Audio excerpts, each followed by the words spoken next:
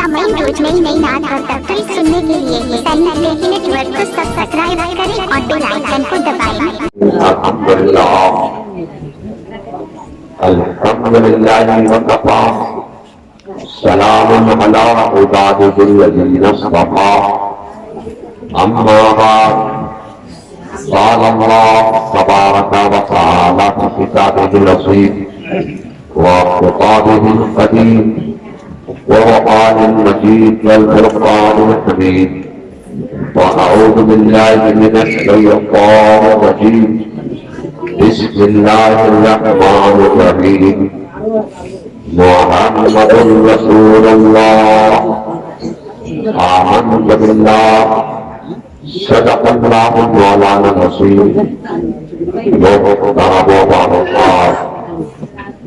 उलमाए मिल्लत इस्लामिया कादियान जलसा हाज़िर बस खातून जन्नत कॉन्फ्रेंस में दूर दराज से तशरीफ लाने वाले चुनिंदा हज़रात, आज के तलबा, कल के उलमा, मिंबर शरीफ पर रौनक अफरोज चुनिंदा उलमाए अहले सुन्नत, अस्सलामु अलैकुम व रहमतुल्लाहि व बरकातुहू। वालेकुम अस्सलाम व रहमतुल्लाहि व बरकातुहू। गुफ्तगू से पहले, आगाज़ तक़रीर से पहले मैं अपनी जानिब से ये इल्तिमास करूंगा, ये गुजारिश करूंगा कि एक दिल होकर बारगाह रिसालत यानी आकाए नामदार जनाबे मुहम्मद रसूलुल्लाह सल्लल्लाहु अलैहि वसल्लम के मुक़द्दस दरबार गोहरबार में एक मरतबा हाथ जोड़ कर बाबा ज़बरदस्त दरूद व सलाम का नज़राने अक़ीदत पेश फरमाइए। अल्लाहुम्मा सल्ली अला सय्यिदना व मौलाना मुहम्मद सल्लल्लाहु अलैहि वसल्लम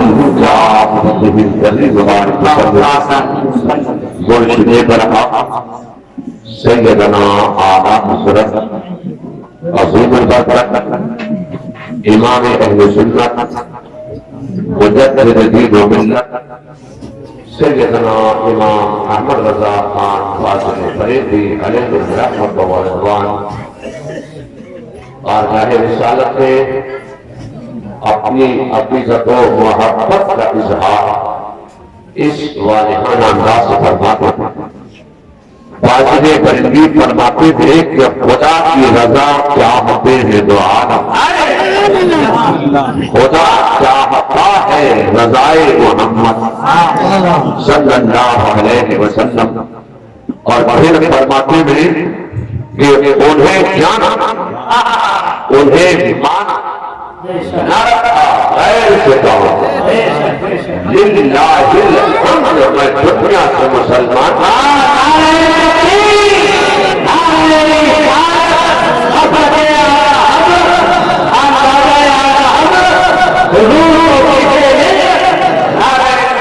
और फिर फरमाते थे कि वो जो न थे तो कुछ न था, वो जो न हो तो कुछ न हो। जान है वो जहान की, जान है वो जहान की। अल्लाह व मुहम्मद सल्लल्लाहु अलैहि वसल्लम नहनु इबाद मुहम्मद सल्लल्लाहु अलैहि वसल्लम। आज की असले मोहब्बत में, असले अक़ीदत में, आज की नशिस्त में, आज की मुक़द्दस और बाबरकत महफ़िल पाक में हज़रत सैयदा ताहिरा ज़ाहिदा आबिदा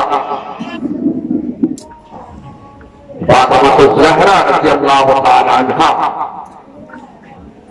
के मुक़द्दस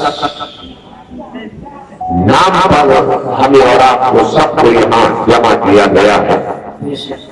और ہم اپنے خطابت کے ذریعے، آپ اپنی سماعت کے ذریعے بارگاہ فاطمہ الزہرا میں خراج عقیدت پیش کر رہے ہیں، اور اسی محفل میں ایک پل دو اوقات اس کا فائدہ اٹھاتے ہوئے ایک نکاح کی محفل کا بھی انعقاد کر لیا گیا۔ تو میں نے آج اس فصل عقیدت میں کوئی لمبی چوڑی تقریر، طول و طویل گفتگو، کوئی مدلل مکمل مفصل گفتگو پیش کرنے کا ارادہ نہیں رکھتا۔ مختصر سے وقت میں آج میں حقائق کی چند باتیں آپ کے اذہان میں اتارنے کی سعادت حاصل کرنا چاہتا ہوں۔ اسی لیے میں نے قرآن کریم و قرآن حنیف کی ایک مشہور و معروف آیت مبارکہ کے ایک جز کو، ایک دوسرے کو، ایک ٹکڑے کو تلاوت کرنے کا شرف حاصل کیا۔ محمد الرسول اللہ یعنی محمد صلی اللہ علیہ وسلم اللہ کے رسول ہیں۔ ایک مرتبہ آپ ہی کہہ دیجئے کہ محمد اللہ کے رسول ہیں۔ اللہ تعالیٰ ایک مخفی خزانہ جب اس نے چاہا کہ میری معرفت ہو میں جانا چاہتا تو اللہ نے اپنے نور سے ایک نور ظاہر فرمایا۔ آج لوگ نور محمدی کا انکار کرتے ہیں کہ وہ اللہ کا نور نہیں ہے۔ جب نور محمدی کا انکار کیا گیا تو صرف آج 20 ٹی وی والا ہی نور محمدی کا انکار نہیں کر رہا ہے، بلکہ ان کے بڑے بڑے ادیان باطلا فقہائے باطلا گستاخان اولیاء غداران خدا طاغیان رسول نور محمدی کا انکار کیا۔ جب اس دور میں نور محمدی کا انکار کیا گیا تو بڑی بڑی خاندانیں موجود ہونے کے باوجود سب خاموش رہی۔ سب سے پہلے نور محمدی پر دلائل و براہین کی اخبار لگانے کے لیے بریلی سے احمد رضا کھڑے ہو اور انہوں نے نور محمدی پر ایسے دلائل و براہین کی اخبار لگا دیے کہ آج تک دنیائے دیوبندیت، دنیائے بدرگنگیت، دنیائے نظریت مگر اعلیٰ حضرت کے دلائل و براہین کے سامنے وہ ٹھہر نہیں پا رہی۔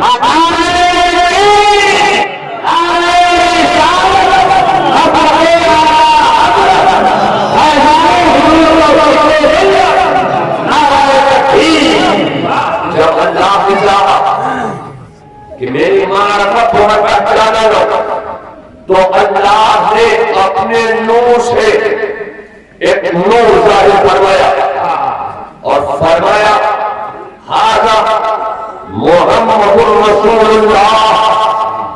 اس نور سے آواز آئی لا الہ الا اللہ۔ اللہ نے اس نور کے 4 حصے کیے۔ ایک حصے سے عرش و کرسی کو پیدا فرمایا، ایک حصے سے جنت و رحمت کو پیدا فرمایا، ایک حصے سے ساری کائنات کو پیدا فرمایا۔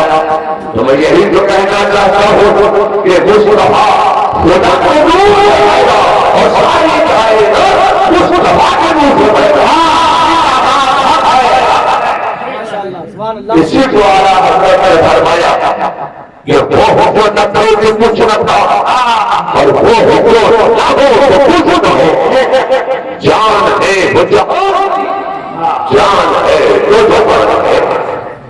اللہ نے اس نور کو خاص مقام قرب میں رکھا اور جبریل کو حکم دیا زمین میں جا، پہلی بار تشریف لائے، مٹی اٹھائی، اللہ کی بارگاہ میں پیش کیا۔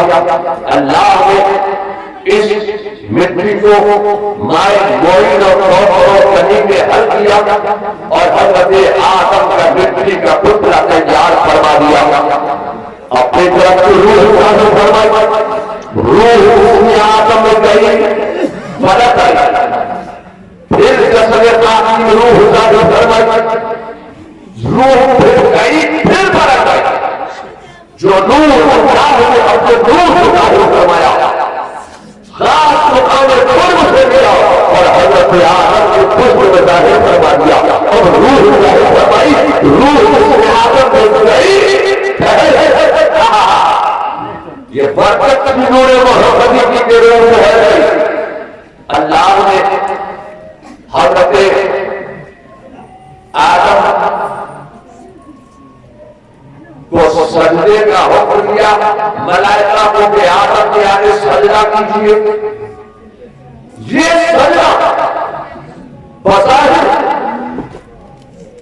حضرت آدم کو کرایا گیا تھا، مگر امام احمد رضا کا مقام منصب کا علم و فضل و کمال یہ ہے کہ فرماتے ہیں کہ حضرت آدم کو یہ سجدہ بظاہر کرایا گیا تھا، مگر بتاتے ہیں یہ سجدہ ظاہری نور محمدی کو کرایا تو حضرت آدم کو کچھ بناتا ہوا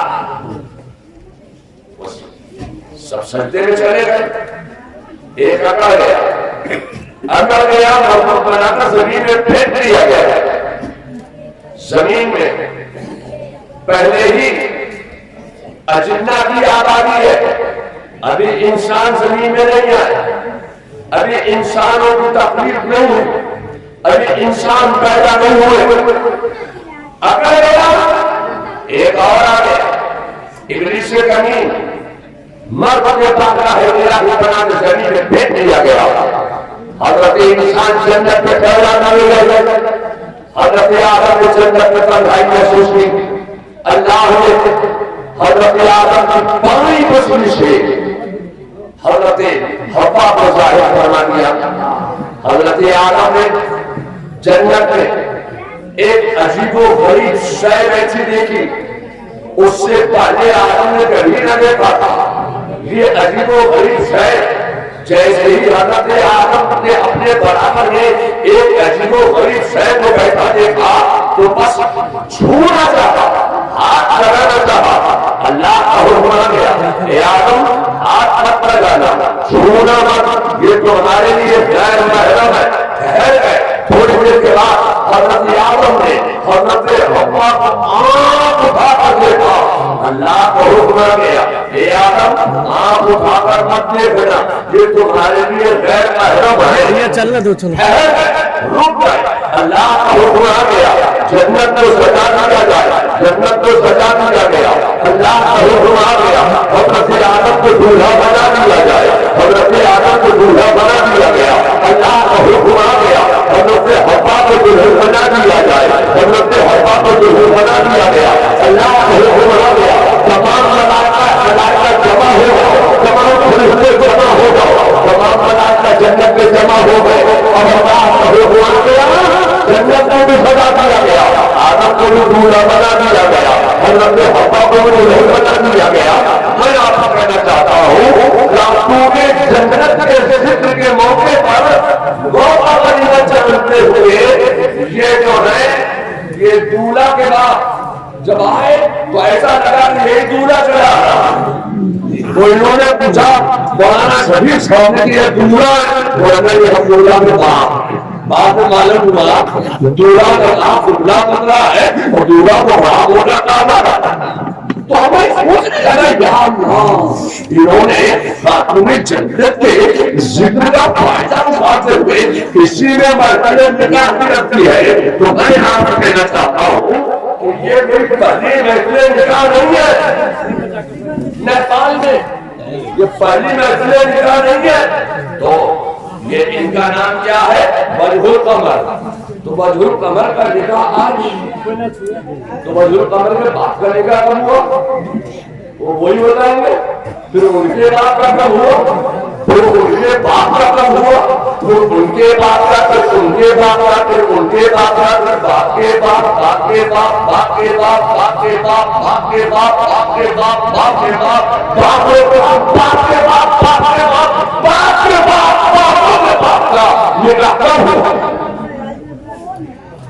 ابو لہب جو انسانیت کے باپ ہیں ان کا نکاح کب ہوا؟ تو یہ کوئی پہلی محفل نکاح نہیں ہے۔ تو میں یہی کہنا چاہتا ہوں کہ پہلی محفل نکاح جنت میں سجائی گئی، پہلی محفل نکاح جنت میں سجائی گئی۔ نکاح پڑھنے والا خدا جس کا نکاح پڑھایا گیا وہ عالم، جس نے پڑھایا گیا وہ حضرت حوا کا نکاح جنت میں پڑھایا گیا۔ اب میں آپ کہنا چاہتا ہوں کہ جب نکاح ہوتے ہیں نا تو نکاح کیے جاتے ہیں، اور ایسے نکاح میں مہر مقرر ہوتا ہے۔ مہر جب ہمارے اور آپ کے مہر مقرر ہوتے ہیں، اب اگر آپ مجھ سے میرا مہر پوچھیں تو میں نہیں بتاؤں گا، میں مولانا کبیر صاحب سے ان کا مہر پوچھوں تو یہ نہیں بتائیں گے، یہ راز کرواؤں۔ کوئی اپنا مہر بتانا نہیں چاہتا ہے، مگر میں کہنا چاہتا ہوں کہ مہر سب کے مقرر ہوتے ہیں۔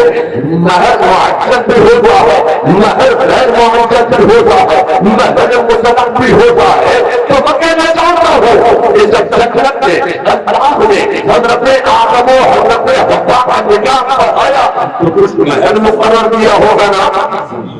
میں یہی تو کہنا چاہتا ہوں کہ ہاں جنت میں جب حضرت آدم کا نکاح پڑھایا گیا تو جنت میں حضرت آدم کا مہر مقرر کیا گیا۔ جانتے ہو حضرت آدم کا مہر کیا مقرر ہوا؟ اللہ نے حضرت آدم کا مہر یہ مقرر کیا کہ اے آدم تم میرے آخری پیغمبر مصطفیٰ کی بارگاہ میں 3 مرتبہ درود شریف کرنے والا پیسے دینا تمہارا پیدا ہو جائے گا۔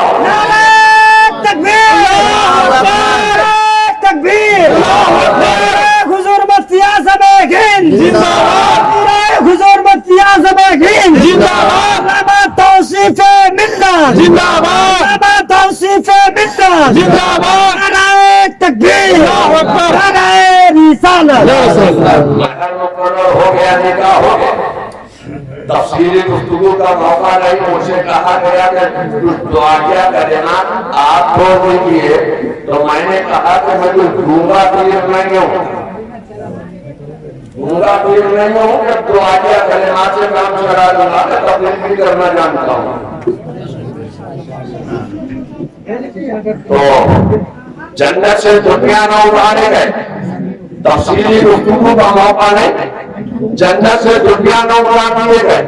جب جنت سے دنیا میں اتارے گئے تو صرف حضرت آدم نہیں اتارے گئے، جنت سے دنیا میں دو اتارے گئے، حضرت حوا بھی جنت سے دنیا میں اتار دی گئی۔ میں آپ کہنا چاہتا ہوں کہ حضرت آدم ہے اللہ کے نبی اور حضرت حوا اللہ کی نبی نہیں ہے، تو حضرت حوا اللہ کی قول ہے جو کہنا چاہتا ہوں کہ حضرت حوا ہے اللہ کی بڑی اور حضرت آدم ہے اللہ کے نبی۔ تو میں یہی کہنا چاہتا تھا کہ جنت سے دنیا میں اتارا گیا تو دنیا بھی نہیں اتارا گیا،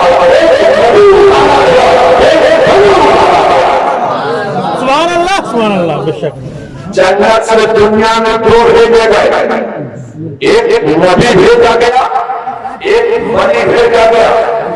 تفصیلی گفتگو کا موقع نہیں، جب ملاقات ہوئی حضرت آدم و حضرت حوا کی تو حضرت آدم کے یہاں ایک لڑکا ایک لڑکی پیدا ہوئی،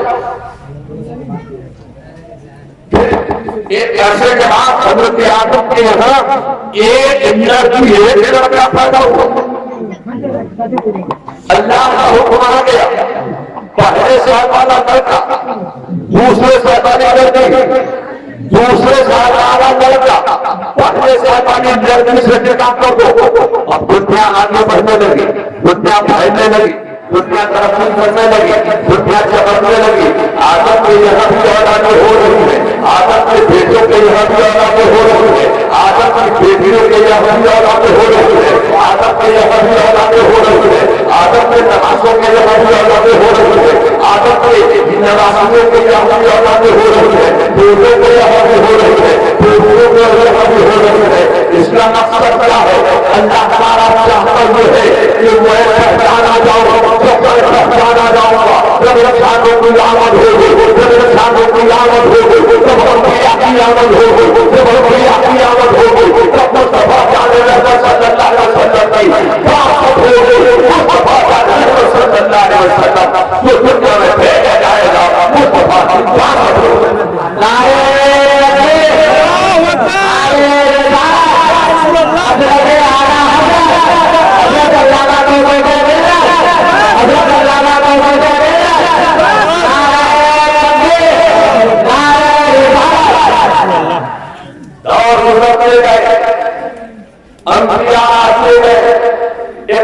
बदलते चले गए, इख्तियार बदलते चले गए, जमाने बदलते चले गए, इख्तिलाफात जमाना की दुनिया को लगती रहे, दौर बदलते चले गए।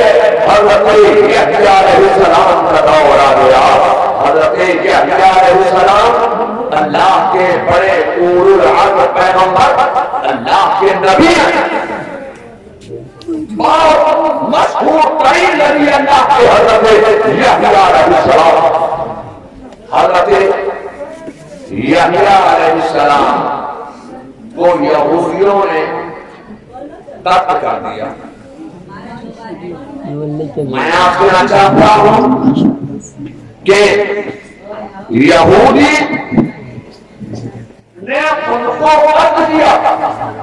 जब उनको शहीद किया गया तो हज़रत यहया अलैहिस्सलाम के जिस्म पर आप जो लिबास पहने हुए थे वक्त शहादत, जो इमाम मुबारक पहने हुए थे वक्त शहादत, तो वो जो लिबास था, जो इमाम मुबारक था, जो जुब्बा था, जो कुर्ता था, वो इमाम मुबारक हज़रत यहया अलैहिस्सलाम का खून में लथपथ हो गया, खून में बिल्कुल भीग गया, दाग धब्बे खून के लग गए।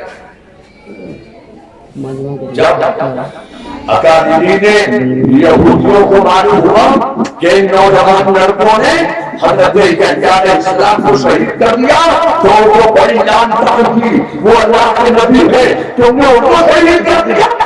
और उन यहूदियों ने हज़रत यहया अलैहिस्सलाम का वो लिबास, वो कुर्ता, वो इमाम मुबारक, वो जुब्बा शरीफ उन्होंने तबर्रुक के तौर पर अपने पास रखा।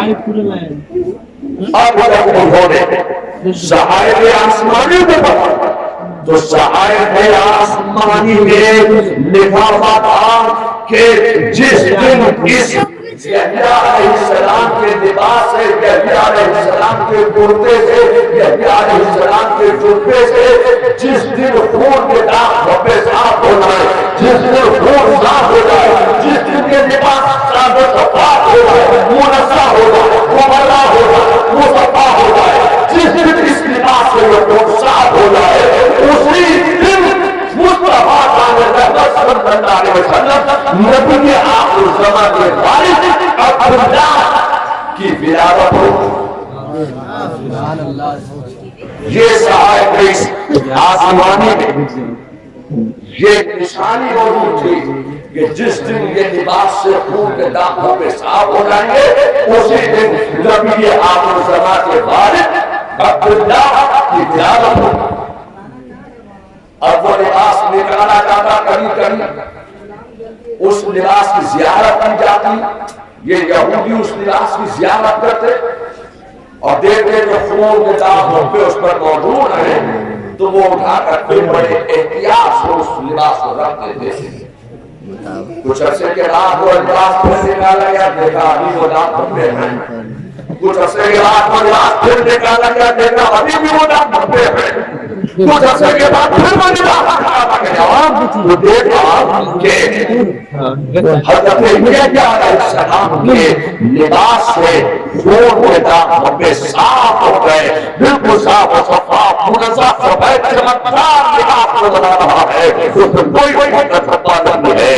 بس یہ سمجھ گئے کہ نبی آخر الزمان کے والد کی ولادت ہو چکی ہے، اور نبی آخر الزمان کے والد کی یہ تلاش کرنے لگے نور محمدی سے۔ حضرت عبداللہ کا چہرہ ایسا منور تھا، ایسا روشن تھا، ایسا نورانی تھا، ایسا چمکدار تھا کہ وہ سمجھتا تھا کہ نبی آخر الزمان کے والد یہی ہو سکتے ہیں، انہیں کے پیچھے میں نور محمدی چمک رہا ہے۔ اور میں آپ کہنا چاہتا ہوں کہ اب ان کو یہ بھی معلوم تھا کہ نبی آخر الزمان کی ولادت باسعادت جو ہے وہ مکہ معظمہ میں ہوگی۔ جب ان کی ولادت مکہ میں ہوگی تو ان کے والد بھی مکہ ہی میں پیدا ہوں گے، اب ان کو ڈھونڈا جا رہا ہے۔ آپ کی عمر شریف تقریباً 17 سال کی ہو گئی، تو عرب کے نوجوانوں کا محبوب مشغلہ یہ ہوتا ہے، اور یہ مسئلہ تھا کہ وہ شکار کیا کرتے تھے، جنگلوں میں جا کر شکار کرتے تھے۔ جو بہت بڑا بہادر اور لیڈر ہوتا تھا وہ نوجوان بہادر جنگل میں شکار کو جاتا شکار کرتا۔ عبداللہ جنگل میں شکار کے لیے گئے، وہاں پہلے سے یہودی موجود ہیں۔ یہودیوں نے جب اس چمکدار پیشانی کو دیکھا، جب اس نورانی پیشانی کو دیکھا تو ہاتھ لگا کر ان پر حملہ کیا۔ ان پر جب حملہ کیا یہودیوں نے تو اچانک زمین سے ایک شیر نمودار ہوا، اور اس شیر نے یہودیوں کو چھپٹ چھپٹ کے یہودیوں پر حملہ کیا، اور ایک ایک کر کے سارے یہودیوں کو مار دیا، اور وہ شیر اچانک غائب ہو گیا۔ اب میں آپ کہنا چاہتا ہوں جو اس جنگل میں بہت حضرت فہد موجود تھے، جنگل میں حضرت فہد اس منظر کو دیکھ کر بڑے حیران ہوئے، اور عبداللہ سے بے پناہ متاثر ہوئے۔ جنگل سے واپسی پر سب سے پہلے وہ حضرت عبد المطلب کے پاس پہنچے۔ عبد المطلب کے پاس پہنچ کر انہوں نے کہا، اے عبد المطلب، تم اپنی بیٹی کی شادی، تم اپنے بیٹے کی شادی کیوں نہیں کر دیتے؟ تو عبد المطلب فرماتے ہیں کہ میرے بیٹے عبداللہ کے لیے رشتہ تو بہت آ رہا ہے، لیکن کوئی مناسب رشتہ نہیں ہے کہ میں اپنے بیٹی کی شادی کروں۔ اگر کوئی مناسب رشتہ آ جائے تو میں اپنے بیٹی کی شادی کروں تو نظر دیں۔ تو وہ کہتے ہیں، اے عبد المطلب، میں اپنی بیٹی آمنہ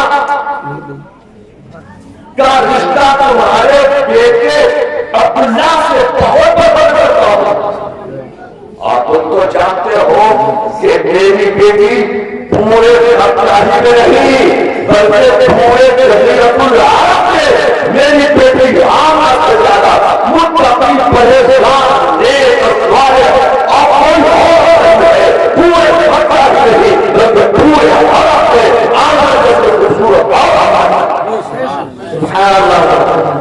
اگر آپ چاہیں تو میری بیٹی سے آپ اپنے بیٹے عبداللہ کا نکاح کرتے شادی کرتے۔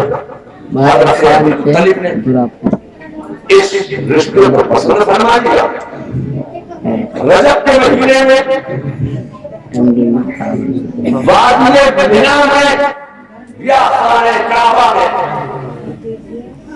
حضرت عبداللہ اور آمنہ کا صبح کے وقت نکاح ہو گیا۔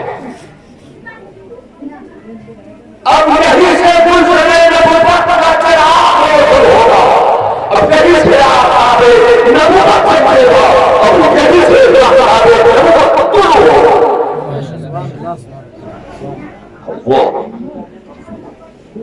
آقائے کائنات مصطفیٰ احمد صلی اللہ علیہ وسلم کی بیعت و صحابت آپ پلے بڑھے فرمان چڑھے جوان ہوئے آپ کی بھی شادی کا وقت قریب آیا جب محمد ابن عبداللہ کی شادی کا وقت قریب آیا رشتے کا وقت قریب آیا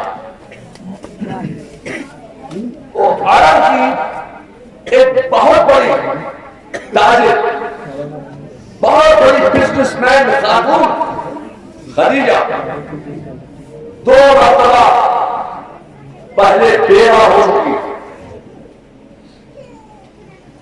عرب کے بڑے بڑے رؤسانے بڑے بڑے رئیس لوگوں نے خدیجہ کے پاس اپنے اپنے رشتے بھیجے مگر خدیجہ نے کہا کہ میں نے دو کو نکاح کا جوڑا بنایا اور دونوں دنیا سے رخصت ہو گئے اب مجھے کوئی نکاح نہیں کرنا ہے تیسرا نکاح نہیں کرنا ہے گویا خدیجہ الکبریٰ نے رشتے آنے کا دروازہ خود بند کر دیا اور سارے رشتے بھیجنے والے رئیسوں کو مایوس کر دیا ایک دن میں تقریر جب تک کروں گا جب تک وہ مولانا صدر عالم صاحب نہیں آ جاتے وہ آئیں گے کبھی گھر بند ہوگی نکاح کی کارروائی شروع ہوگی میں آپ سے چاہتا ہوں اس وقت کچھ اور مانگ لیتے تو وہ بھی مل جاتا ہم نے صرف مولانا صدر عالم کا نام لیا وہ تشریف لیا اب جو بات چل رہی ہے جو ذکر چل رہا ہے وہ میں پورا کر دوں اس کے بعد پھر میں ان سے کچھ سوال کروں گا جب یہ جواب صحیح دے دیں گے تو پھر نکاح کی کارروائی شروع ہو جائے گی میں آپ سے چاہتا ہوں کہ ایک دن خدیجہ بستر راحت پر آرام کے لیے لیتی نیند آئی خدیجہ نے خواب دیکھا کہ آسمان سے چاند زمین کے اوپر آیا بہت ظاہر ہے اور وہ چاند زمین پر اتر کر میری گود میں آئی یہ خواب کون دیکھنے والا ہے یہ خدیجہ الکبریٰ خواب دیکھ رہے ہیں کہ آسمان سے چاند زمین پر اترا اور پھر وہ میرے گود میں آ گیا خدیجہ حیران بن گئی اور خدیجہ صبح ہوتے ہی اپنے چچا ورقہ بن نوفل کے پاس گئی اور ورقہ بن نوفل سے کہا چچا آج میں نے ایسا خواب دیکھا ہے ورقہ بن نوفل نے آنکھیں بند کی اور کچھ دیر مراقبہ کیا وہ توریت اور انجیل کے بہت زبردست عالم تھے اور انہوں نے مراقبہ کیا اور مراقبے میں گئے اور مراقبے کے بعد آنکھیں کھولی اور کہا خدیجہ تجھے مبارک ہو تجھے مبارک ہو نبی آخر زمان دنیا میں پیدا ہو چکے ہیں نبی آخر زمان دنیا میں آپ کی ولادت ہو چکی ہے اور بدر کے آخر زمان کی ضرورت کے آنے پر تجھے شرف حاصل ہوگا سبحان اللہ جو نبی کی آخر زمان کی سودا ہوگی خدیجہ سوچنے لگی یا اللہ اور اس بگڑے ہوئے ماحول میں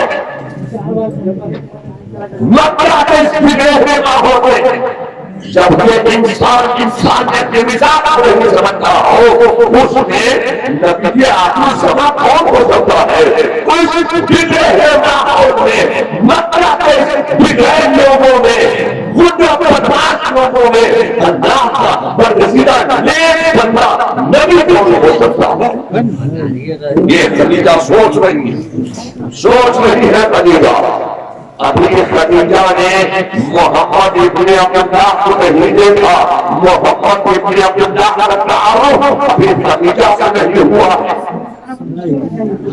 ابھی کوئی تعارف نہیں ہوا میں آپ سے کہنا چاہتا ہوں کہ ایک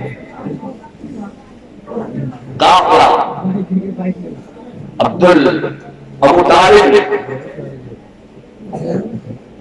خدیجہ کو مشورہ دیا کہ تمہارا مال تجارت جو ہے میں مکہ میں اس کی حفاظت کروں گا اور خدیجہ کے اشارہ ابو طالب نے اپنے بھتیجے محمد ابن عبداللہ کو خدیجہ کا مال تجارت لے کر شام بھیجا۔ جب وہ شام سے واپس آئے تو خدیجہ چھت پر بیٹھ کر قافلے کے آنے کا منظر دیکھ رہی تھی۔ ایسی حالت میں دھول اور کرب و خدا میں کسی کا چہرہ نظر نہیں آ رہا تھا، صرف ایک چہرہ ہے محمد ابن عبداللہ کا، وہ حضور کے مبارک سے چاند کی طرح چمک رہا ہے، ساتھ چمک رہا ہے۔ وہ خدیجہ نے کہا اے نفیسہ دیکھ، وہ محمد ابن عبداللہ ہیں جن کے بارے میں مجھے برقع بن نوفل نے کہا ہے، وہ ساری نشانیاں نظر آ رہی ہے۔ بہرحال وہ رشتہ طے ہوا اور محمد ابن عبداللہ کا نکاح خدیجۃ الکبریٰ تفصیلی گفتگو کا موقع نہیں، ہم کتاب پہلے پڑھتے تھے چہرے اب ہم نے کتابیں پڑھنا چھوڑ دی، 40 سال ہو گئے کتاب کھول کے بھی نہیں دی، ہم چہرے دیکھتے رہتے ہیں تقلید کرتے رہتے ہیں۔ تو اب یہ چہرے تقلید سننے والے نہیں ہیں، یہ چہروں پر کچھ اور میں پڑھ رہا ہوں، یہ چہرہ کچھ اور بتا رہا ہے۔ تو تقریر انشاءاللہ پھر کسی موقع پر ہوگی، مگر چونکہ یہ خاتون جنت کانفرنس ہے، خاتون جنت کے نام پر ہمیں آپ کو سب کو یہاں جمع کیا گیا ہے۔ جب وہ نکاح ہوا عبد محمد ابن عبداللہ کا حضرت خدیجہ سے، اب یہی سے گلشن نبوت کے دلہائے رنگا رنگ اب یہی سے پھر رہے ہیں۔ حضرت سیدہ طیبہ طاہرہ ساجدہ عابدہ حضرت فاطمہ الزہرا نے یہ بیانات میں بصارت ہوئی، آپ نے اپنے خواتین میں بڑی محنت و مشقت سے دین و مذہب اور اسلام کی بڑی خدمت فرمائی۔ آپ کی جوان ہو گئی، اب آپ کی شادی کے رشتے آنے لگے۔ سب سے پہلے ابو بکر صدیق کا رشتہ حضرت فاطمہ کے لیے آیا۔ رسول اللہ صلی اللہ علیہ وسلم نے فرمایا کہ مجھے فاطمہ کے رشتے کے لیے حکم الہی کا انتظار ہے، جو حکم رب ہوگا اسی پر عمل ہوگا۔ پھر حضرت فاروق اعظم کا رشتہ آیا فاطمہ کے لیے۔ میرے مصطفیٰ نے فرمایا کہ مجھے وحی الہی کا انتظار ہے، جو وحی الہی میں جو حکم ہوگا اسی کے حق میں فاطمہ کا رشتہ قبول کر لو۔ حضرت ابو بکر اور عمر یہ دونوں رضی اللہ تعالی عنہما، یہ دونوں علی مرتضیٰ کو بس تلاش کرنے لگے، ڈھونڈنے لگے۔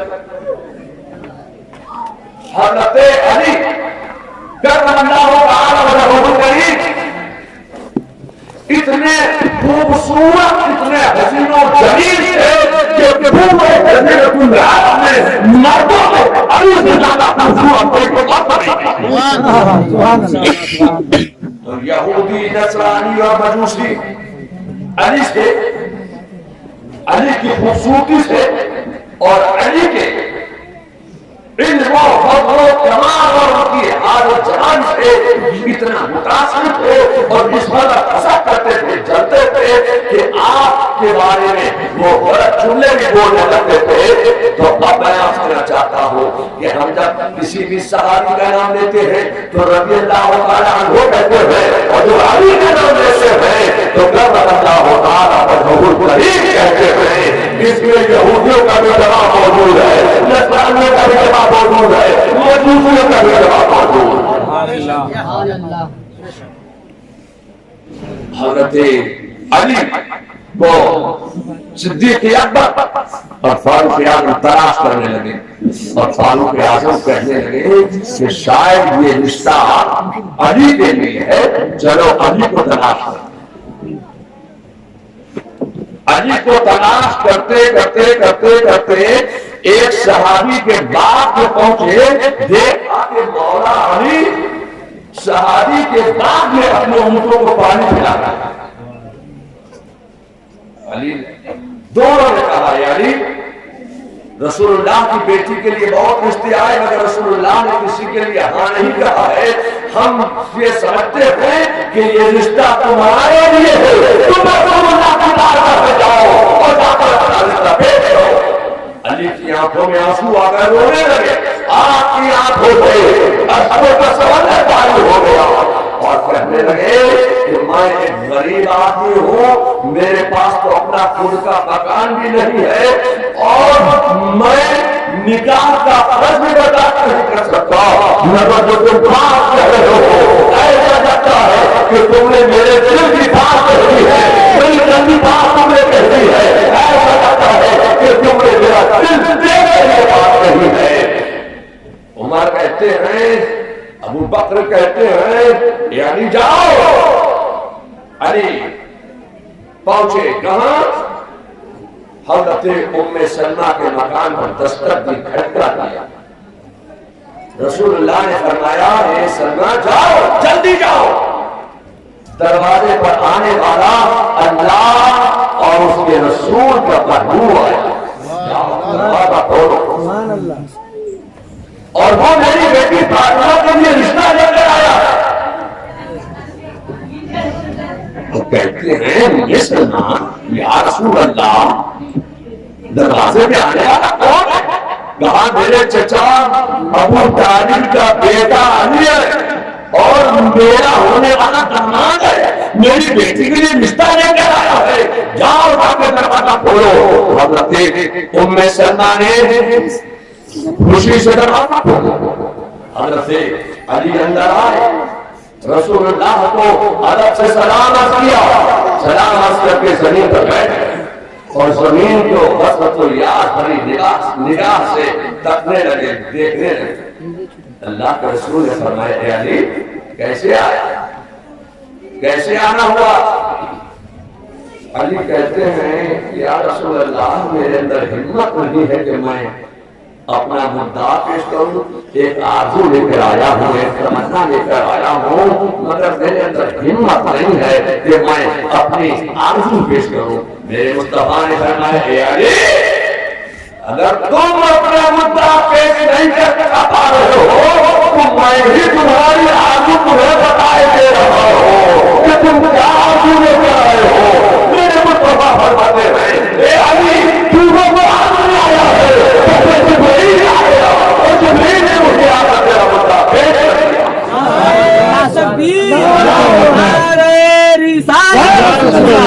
توصیف ملت جنت کانفرنس، اہل سنت، زمین ہلال پور، تکبیر، نعرہ رسالت۔ جبریل میرے پاس کبھی فرق الہی لے کر آئے اور جبریل نے مجھے خبر دی کہ تو آپ کی بیٹی فاطمہ کا رشتہ اللہ نے علی سے قبول کر لیا ہے، اللہ نے یہ رشتہ آسمان میں منظور فرما دیا ہے، آپ زمین میں رشتے کو منظور، آسمان میں روحانی طور پر نکاح ہو گیا، آپ زمین میں فاطمہ اور علی کا نکاح کر گئے۔ جبریل نے مجھے ابھی خبر دی ہے اور جبریل سے میں نے سوال کیا اے جبریل تو میری بیٹی فاطمہ کا نکاح کیسے پڑھایا گیا؟ تو ابھی جبریل مجھے خبر دے کر گئے ہیں کہ حکم نکاح پڑھنے کے لیے حضرت آدم علیہ السلام تشریف لائے تھے اور 40,000 ملائکہ کو حضرت فاطمہ کے نکاح میں جمع کیا گیا تھا اور ظاہر مانی فرشتے نے کیا وہ قبول کرائے۔ اور پھر رسول اللہ نے اپنے مٹھی کھول کر فرمایا اور پھر جبریل امین نے مجھے ایک تحفہ دیا اور کہا اے اللہ کے نبی نکاح کے بعد جو بیوجہ تقسیم ہوئے ہیں فرشتوں میں، اللہ نے جنت میں جو بیوجہ تقسیم کیے ہیں ان میں سے کچھ میں لے کر آیا ہوں۔ لو اور چھوہارے، کہا یہ مجھے جبریل دے کر گئے ہیں کہ خاتون جنت کے نکاح کے وقت یہ میرے تفصیل کیے گئے، لونگ اور چھوہارے مجھے دے کر گئے، اور کہا کہ آسمان میں روحانی طور پر اللہ نے اس رشتے کو منظور فرما دیا، آپ زمین میں اس رشتے کو قبول کرا دیجیے۔ اب میں آپ کہنا چاہتا ہوں، میرے مصطفیٰ فرماتے ہیں علی جاؤ انتظام کرو، طلحہ اور زبیر کو بلاؤ، ابو بکر و عمر کو بلاؤ، جمع کیا گیا۔ جب یہ لوگ آئے تو رسول اللہ نے پوچھا کہ علی مہر کا انتظام ہے؟ تو علی عرض کرنے لگے یا رسول اللہ میرے پاس مہر کا تو کوئی انتظام نہیں۔ تو رسول اللہ نے ارشاد فرمایا وہ میری زرع ہے نا، وہ میری زرع، وہ زرع تم فروخت کرو، جاؤ وہ میری زرع کو فروخت کر کے جو رقم دستیاب ہوگی اسی سے مہر کا انتظام ہو جائے۔ اب علی نے وہ زرع رسول اٹھائی، سوچ رہے ہیں کہاں فروخت کرو، تو عثمان غنی کا نام ذہن میں آ گیا۔ عثمان غنی کے گھر پہنچے، عثمان غنی نے سوال کیا کہ علی یہ زرع تو تم بیچ رہے ہو، فروخت کر رہے ہو، کیوں ہدیہ کر رہے ہو؟ تو فرماتے ہیں کہ رسول اللہ نے اس زرع کو فروخت کر کے مہر کا انتظام کرنے کا حکم دیا ہے۔ تو عثمان غنی نے سوال کیا اچھا یہ بتاؤ یہ زرع شریف کو کتنے میں ہدیہ کرو گے، کتنے میں فروخت کرو گے؟ تو علی کہتے ہیں اے عثمان جو آپ مناسب سمجھے۔ تو عثمان غنی نے فرمایا کہ میں اس زرع رسول کی قیمت جو ہے، ہدیہ جو ہے وہ 400 دینار مقرر کرتا ہوں۔ 400 دینار علی کو دیے اور پھر 400 دینار اور اپنے ہاتھ میں گن کر رکھے اور کہا اے علی تم نے رسول اللہ کی اس زرع شریف کو ہدیہ کرنے کے لیے میرا انتخاب کیا، اس خوشی میں میں تمہیں 400 درہم اور دے رہا ہوں۔ اور پھر بتاتے ہیں اے علی تمہاری شادی رسول اللہ کی بیٹی سے ہو رہی ہے نا، اس سے بڑھ کر اور کون سی خوشی کی بات ہو سکتی ہے؟ تو میں تمہیں شادی کا کچھ نہ کچھ تو ضرور دوں گا، لو ابھی میں تمہیں یہ زرع رسول تحفے میں دے رہا ہوں، یہ شادی کے تحفے میں تمہیں زرع رسول کو دے رہا ہوں، یہ تو شادی کے تحفے میں دے رہا ہوں۔ یہ اہل بیت نبوت سے عثمان غنی کی محبت کی عشق، بہرحال وہ اب مہر کا انتظام ہو گیا۔ ابھی آج نکاح کی کارروائی شروع کیجیے۔ فرماتے ہیں رسول اللہ صلی اللہ علیہ وسلم یعنی نکاح کا خطبہ تم خود پڑھو۔ کیا فرمایا؟ نکاح کا خطبہ تم خود پڑھو۔ میں آپ کہنا چاہتا ہوں خدا کی قسم دنیا کی تاریخ میں اس سے پہلا نکاح آپ نے کبھی نہیں سنا ہوگا کہ دولہا اپنے نکاح کا خطبہ خود پڑھتا ہوگا۔ یہ فاطمہ کا دولہا ہے، یہ خاتون جنت کا دولہا ہے، اس کے علم و حب و ثواب کا حال یہ ہے کہ وہ دولہا بھی بنا ہوا ہے اور اپنے نکاح کا خطبہ خود پڑھتا ہے۔ یہ انہیں کا دفعہ کھڑے ہوئے خطبہ ہے۔ اب جب مہر کا معاملہ آیا تو حضرت علی کا مہر 500 مسقال چاندی مقرر ہوا۔ رسول اللہ صلی اللہ علیہ وسلم بڑی خوشی کے ساتھ اپنی بیٹی فاطمہ کے پاس تشریف لائے اور فرمایا بیٹی فاطمہ تمہارا مہر 500 مسقال چاندی مقرر ہوا۔ فاطمہ رونے لگی، کہا ابا جان یہ محل تو سب کا ہوتا ہے، اگر ایسا ہی محل میرا بھی مقرر ہو تو اس میں میری خصوصیت کیا؟ تو رسول اللہ فرماتے ہیں کہ اے بیٹی فاطمہ تو کیسا محل چاہتا ہے؟ فاطمہ کا جواب سنو، خاتون جنت کا جواب سنو۔ خاتون جنت عرض کرتی ہے ابا جان میں اپنا محل خود مقرر کرنا چاہتی ہوں، اگر آپ اجازت دیں تو میں اپنا محل خود مقرر کر لوں۔ میں چاہتی ہوں کہ میرے محل میں پروردگار عالم آپ کی امت اجازت کی توقع فرما دے، آپ کی امت اجازت کی توقع اللہ میرے محل میں فرما دے، آپ کی امت کو اللہ جہنم سے آزاد کر دے، آپ کی امت کو یہ اللہ تعالیٰ کو فرما دے۔ میں ایسا محل مقرر کرنا چاہتا ہوں، اگر آپ اجازت دیں تو میں محل مقرر کر لوں۔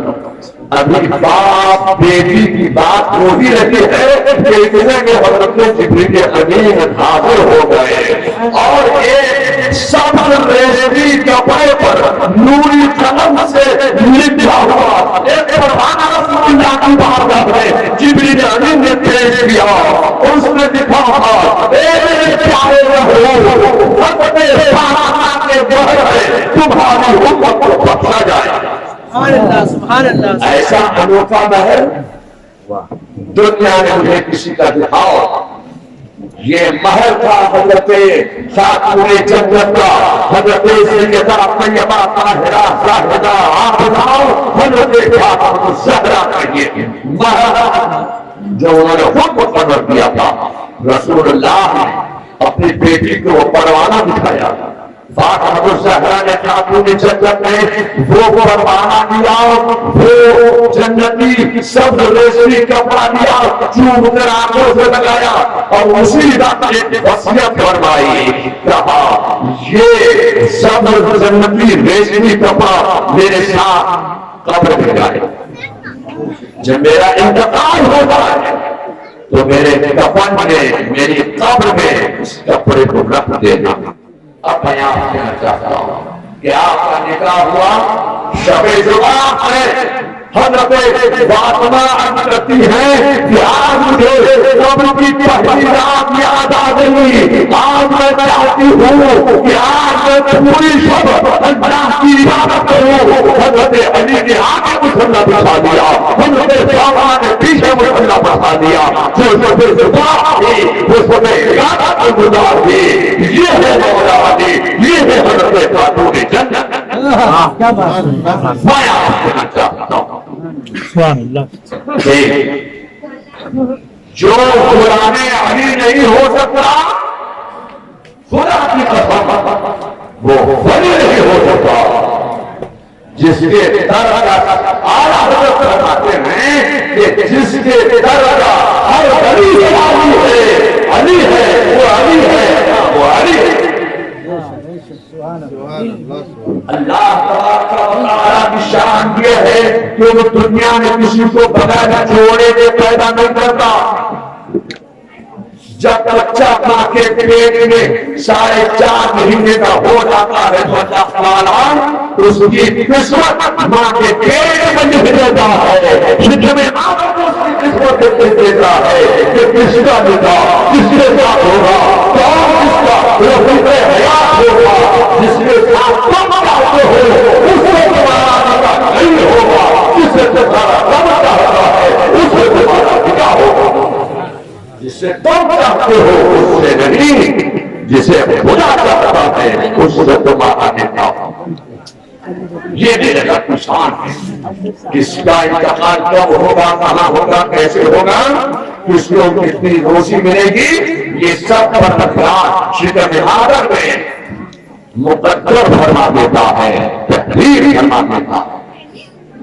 تو اللہ و رسول کی رضا پر راضی پر نظر ہو، ہمیشہ خوش رہو گے اور اپنی جناؤ میں کچھ نہ چلے۔